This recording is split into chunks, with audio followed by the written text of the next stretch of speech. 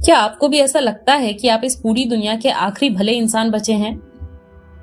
आप सुबह उठते हैं, ईमानदारी से अपना काम करते हैं और फिर आपके चारों तरफ सिर्फ झूठ, फरेब और मतलब आपको दिखता है। आप सोचते हैं यार मैं सबके लिए इतना कुछ करता हूँ, फिर लोग इतने बुरे क्यों हैं? अगर आपको भी ऐसा महसूस होता है तो बधाई हो, आप एक ऐसी बीमारी का शिकार हैं जो पूरी दुनिया में लगी हुई है। आज के इस वीडियो में मैं आपको उस सफर पर ले जाऊंगी जहां से हम मोरालिटी वाले शब्द से एक पर्दा हटाएंगे। मैं आपको बताऊंगी कि क्यों जिसे आप बुराई समझते हैं वो असल में बुराई नहीं बल्कि सर्वाइवल है। और वीडियो के अंत में एक ऐसा ट्विस्ट है जो आपको ये सोचने पर मजबूर कर देगा कि क्या आप वाकई वो हीरो हैं जो आप खुद को समझते हैं या फिर नहीं। चलिए इस सफर की शुरुआत वहां से करते हैं जहां से हम सब आए हैं। आज हम खुद को बहुत सभ्य और मॉडर्न समझते हैं, लेकिन हमारे सिर के अंदर जो दिमाग है वो अभी भी हजारों साल पुराने जंगलों में जी रहा है। कल्पना कीजिए कि आप 50,000 साल पहले एक कबीले का हिस्सा हैं। आपके पास खाने के लिए सिर्फ एक हिरन है और सामने से दूसरा कबीला आ रहा है। अगर आप उस वक्त अत्यधिक अच्छे बनते और अपना खाना उन्हें दे देते तो आपके बच्चे उस रात भूखे मर जाते। प्रकृति का नियम बहुत क्रूर है, सर्वाइवल ऑफ द सेल्फिश। आज जिसे हम बुरा या स्वार्थी कहते हैं वो असल में हमारा एमिगडाला है। ये दिमाग का वो हिस्सा जो खतरे को भांपता है, जैसा कि हमने अपनी पिछली वीडियोस में बताया था। जब आप किसी नए इंसान से मिलते हैं तो आपका दिमाग सबसे पहले ये नहीं देखता कि वो कितना नेक है, वो ये देखता है कि क्या ये मुझे नुकसान पहुंचा सकता है। हमें बुराई जल्दी इसलिए दिखती है क्योंकि हमारे पूर्वजों के लिए एक दोस्त को पहचानना लग्जरी थी, लेकिन एक दुश्मन को पहचानना जिंदगी और मौत का सवाल था। आज के दौर में जब आप किसी पर शक करते हैं या किसी के बारे में बुरा सोचते हैं तो वो आपका संस्कार नहीं, आपका डीएनए बोल रहा होता है। हम उन लोगों की औलादे हैं जो संदेह करना जानते थे, जो बहुत भोले थे, उन्हें इतिहास ने मिटा दिया। तो क्या स्वार्थी होना गलत है? नहीं, ये जिंदगी रहने की एक पुरानी तकनीक है जिसे हम आज बुराई का लेबल दे रहे हैं। अब बात करते हैं उस मानसिक धोखे की जो हम रोज खुद के साथ और दूसरों के साथ करते हैं। इस साइकोलॉजी को कॉग्निटिव बायस कहते हैं और इसके दो सबसे खतरनाक रूप हैं, द हेलो इफेक्ट और the horn effect. Hello effect यानी फरिश्ता छवि। अगर कोई इंसान दिखने में बहुत सुंदर है या बहुत आत्मविश्वास से बात करता है तो हमारा दिमाग मान लेता है कि वो अंदर से भी अच्छा होगा। हम उसकी गलतियों को नजरअंदाज कर देते हैं। आपने गौर किया होगा कि फिल्मों में विलेन अक्सर भद्दे दिखाए जाते हैं और हीरो खूबसूरत। क्यों? क्योंकि हमारा दिमाग सुंदरता को अच्छाई से जोड़ देता है। ये बहुत बड़ा धोखा है जो हम इंसानों के साथ होता है। अब जानते हैं हॉर्न इफेक्ट क्या है। हॉर्न इफेक्ट यानी शैतान छवि। ये इसका बिल्कुल उल्टा है।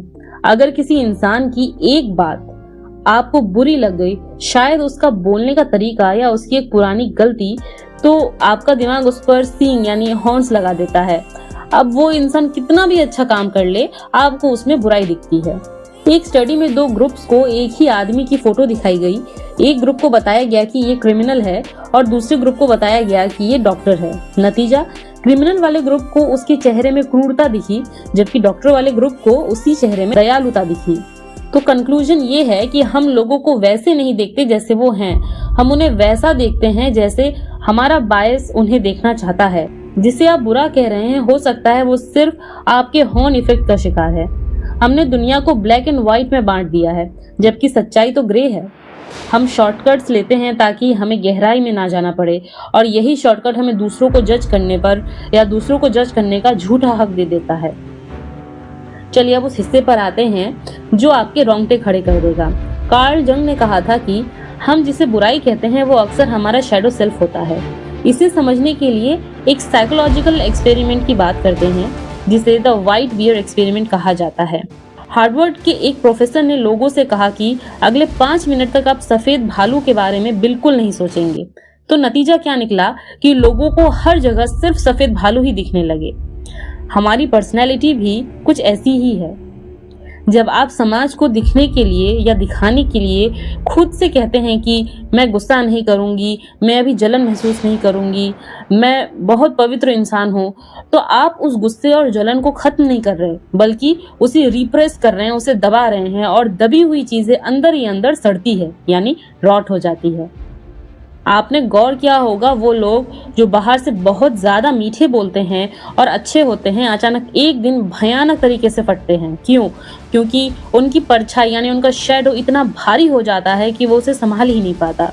अगर आपको किसी का बेबाक होना या स्वार्थी होना चुभता है तो खुद से पूछिए, क्या आप भी स्वार्थी होना चाहते थे, लेकिन अच्छाई का नकाब पहनकर खुद को आपने रोक लिया?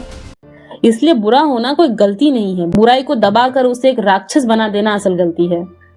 अब बात करते हैं उस चीज की जो हमारे हर रिश्ते की बुनियाद है, यानी द सोशल कॉन्ट्रैक्ट। ये एक ऐसा समझौता है जिस पर हमने कभी साइन नहीं किया, लेकिन हम सब इसे मानते हैं। समाज शास्त्र कहता है कि हमारा दिमाग एक अदृश्य बही खाता लेकर चलता है।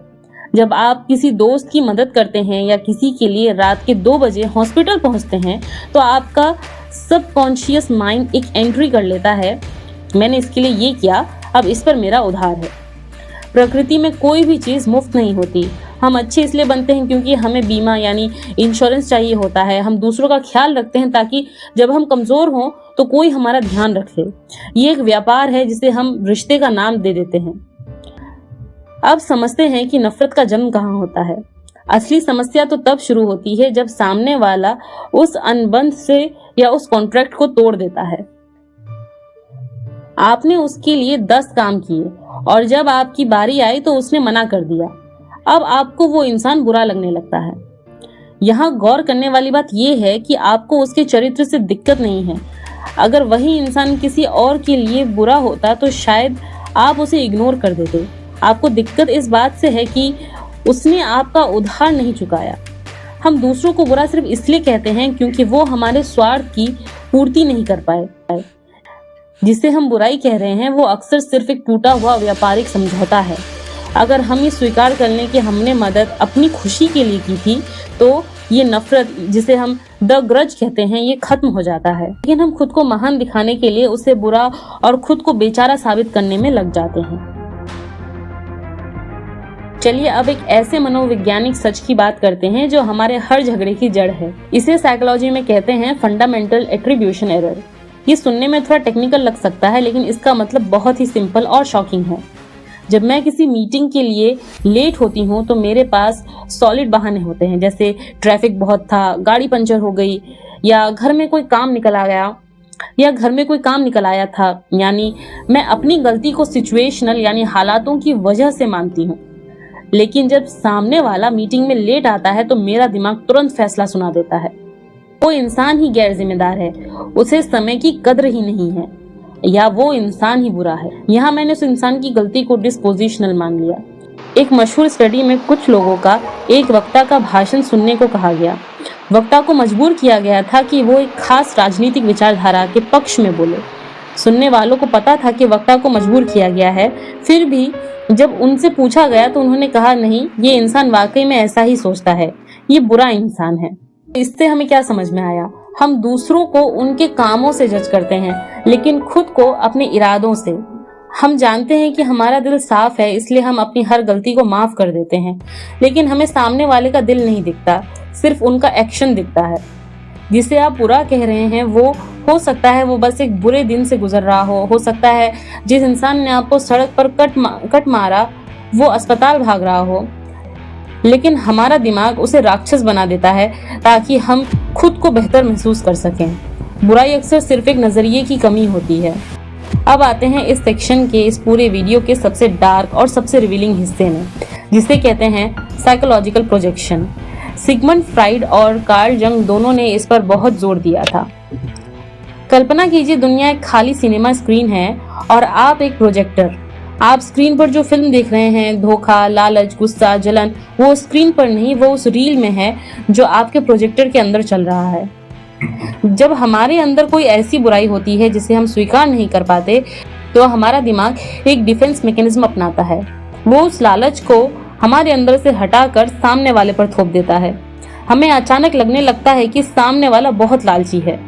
क्या आपने कभी गौर किया है कि जो इंसान खुद वफादार नहीं होता उसे अपने पार्टनर पर भी ज्यादा शक होता है?